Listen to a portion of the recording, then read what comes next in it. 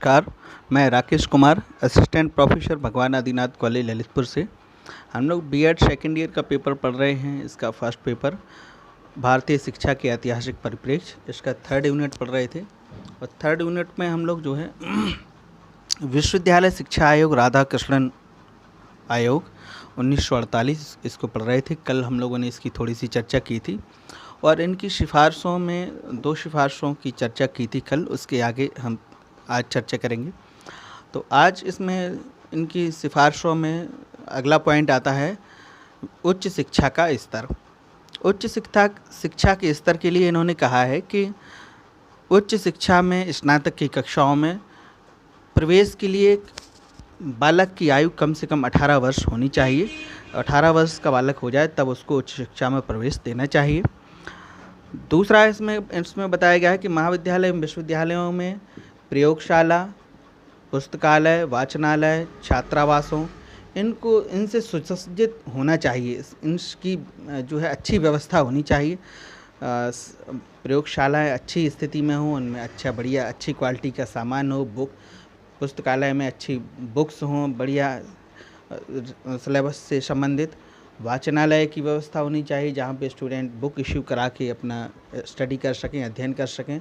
और छात्रावासों की व्यवस्था भी होनी चाहिए जिससे बाहर के स्टूडेंट जो आके वहाँ रहकर शिक्षा अध्ययन कर सकें।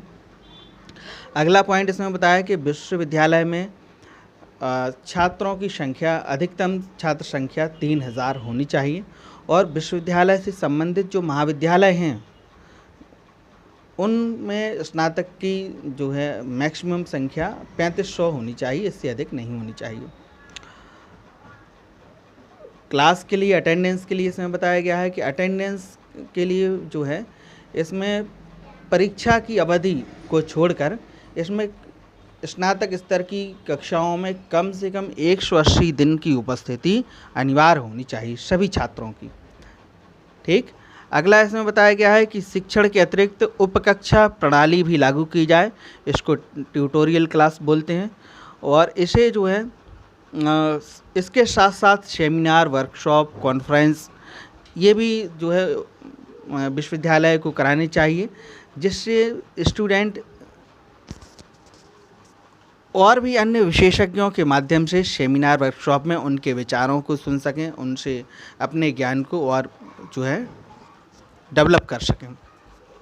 अगला इसमें पॉइंट बताया गया है शिक्षा का माध्यम। शिक्षा के माध्यम के लिए शिक्षा का पाठ्यक्रम, करिकुलम के लिए इसमें बताया कि करिकुलम इसमें जो है 3 प्रकार का इसमें बताया गया है। सबसे पहले एक सामान्य शिक्षा के लिए पाठ्यक्रम, दूसरा उदारवादी शिक्षा के लिए, तीसरा व्यावसायिक शिक्षा के लिए।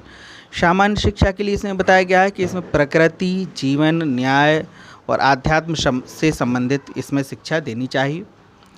और अगला इसमें बताया गया है उदारवादी शिक्षा के लिए, उसमें कहा है कि सामाजिक नियम और उन पर स्वस्थ चर्चा, चिंतन इसमें होना चाहिए।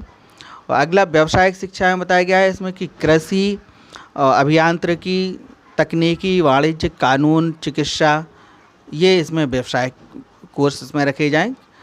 तो इस तरह से इस पाठ्यक्रम में ये चीज़ें होनी चाहिए। और इसके अलावा फिर बताया गया कि स्नातक में जो है 3 वर्षीय स्नातक की डिग्री होनी चाहिए। इसमें 3 वर्ष की कक्षाएं चलनी चाहिए और जो है 3 वर्ष की कक्षाओं के साथ साथ इसमें कला वर्ग और विज्ञान वर्ग ये डिवाइडेड होने चाहिए। कला वर्ग के अंतर्गत इसमें बताया गया है कि एक भारतीय भाषा या आधुनिक भारतीय भाषा, इसके साथ अंग्रेजी, फाइन आर्ट, इतिहास, दर्शन, अर्थशास्त्र, राजनीति, समाजशास्त्र, ये इस तरह के विषय कला वर्ग के अंतर्गत पढ़ाने चाहिए। और विज्ञान वर्ग के लिए इसमें बताया गया है कि विज्ञान वर्ग के लिए physics, chemistry, zoology, botany, math, इस तरह की चीज़ें ये आपका विज्ञान वर्ग के अंतर्गत पढ़ाया जाना चाहिए।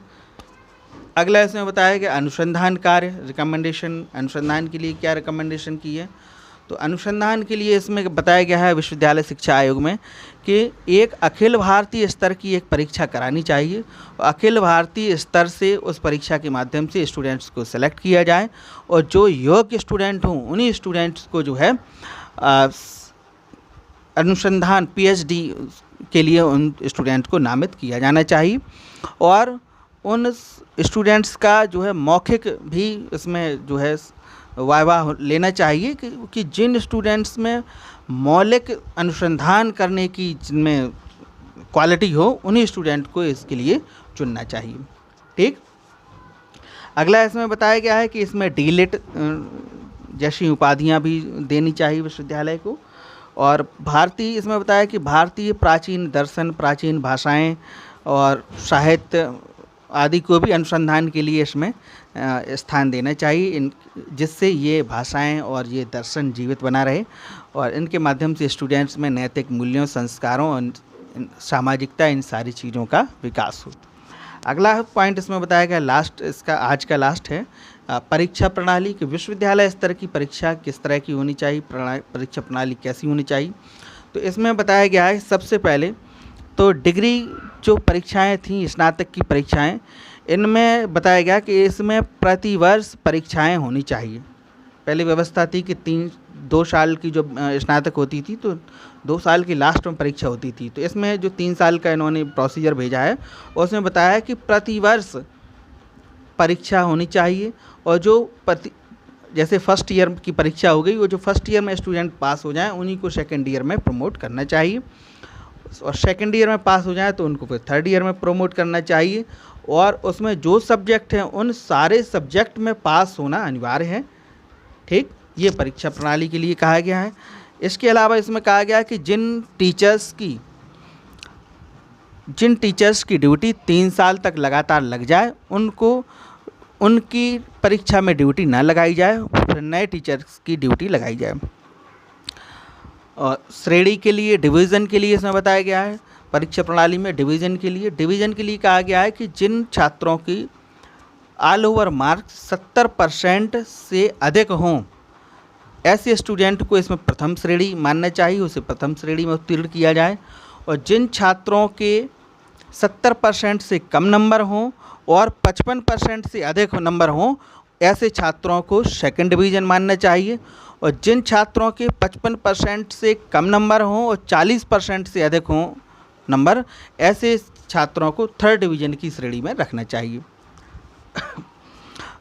स्नातकोत्तर की कक्षाएं जो है पीजी कक्षाएं, पीजी कक्षाओं के लिए कहा गया कि पीजी कक्षाओं में विश्वविद्यालय ऐसी व्यवस्था करे कि जो रिटन एग्ज़ाम है, इस रिटन एग्ज़ाम के साथ एक वाइवा टेस्ट भी इसमें लेना चाहिए। मौखिक परीक्षा अनिवार्य रूप से पीजी कक्षाओं में लेनी चाहिए, जिससे उन छात्रों की मौखिक परीक्षा के माध्यम से उनकी अभिव्यक्ति का भी पता चले कि उनमें कितना ज्ञान है। कई छात्र ऐसे होते हैं जिनकी लिखित क्षमता कम होती है लेकिन अभिव्यक्ति बहुत अच्छी कर लेते हैं। तो इसमें उन्होंने कहा कि पीजी कक्षाओं में एग्ज़ाम में जो है वाइवा टेस्ट भी इसमें रखा जाए। तो ये आज के लिए इतना ही। हम लोगों ने विश्वविद्यालय शिक्षा आयोग की कुछ 4 और जो है सिफारिशों पे चर्चा की, इसके आगे हम लोग कल चर्चा करेंगे। आज के लिए इतना ही। नमस्कार।